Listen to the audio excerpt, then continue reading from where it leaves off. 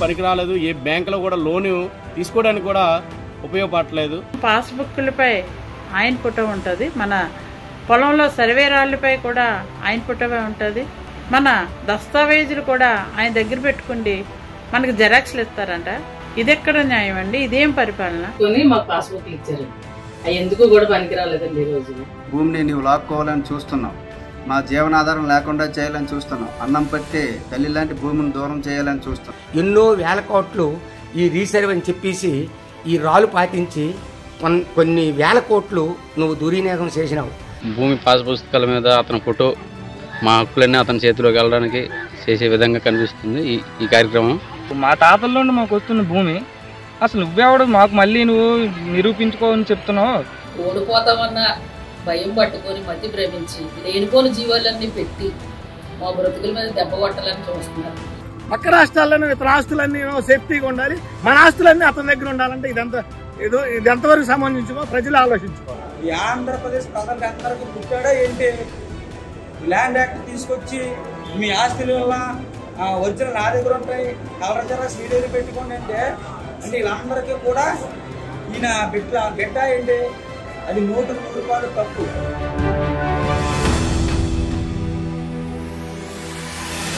మా తాత ముత్తాల నుంచి వచ్చిన ఆస్తులు తీసుకుంటా నువ్వెవరు అసలు? నీకేం హక్కు ఉంది? ఈ జగన్మోహన్ రెడ్డి గారు పాస్బుక్ మీద ఆయన ఫోటో అంట. ఎవరైనా ఇంట్లో దేవుళ్ళ ఫోటోలు పెట్టుకుంటారు, కనీసం తండ్రి ఇచ్చిన ఆస్తి మీద కూడా తండ్రి ఫోటో ఉండటం లేదు. ఈ ఆస్తి మా తాతలు మా ముత్తాతలు సంపాదించిన ఆస్తా లేకపోతే నీ ఆస్తా? నీ ఆస్తి అయితే నీ ఫోటో ఉండాలి.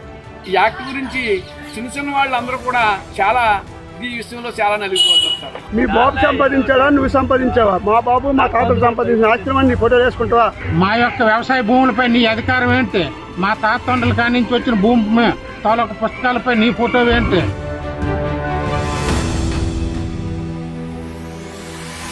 ఈ జగనన్న ప్రభుత్వం మనల్ని చాలా ఈ ల్యాండ్ టైటిలింగ్ యాక్ట్ పెట్టి చాలా మోసం చేస్తుంది మనల్ని. జగన్ గారు ప్రవేశపెట్టిన ల్యాండ్ యాక్ట్ చాలా దారుణమైంది. ఇది ఇప్పుడు దాకా ప్రభుత్వ ఆస్తులన్నీ అమ్ముకుని నేడు ఇంక మన ఆస్తులు మిగిలినాయి. జగన్ రెడ్డి బొమ్మ ఉంటాం అన్న దాని గురించి కూడా జనాలు తీవ్రంగా వ్యతిరేకిస్తూ ఉన్నారు.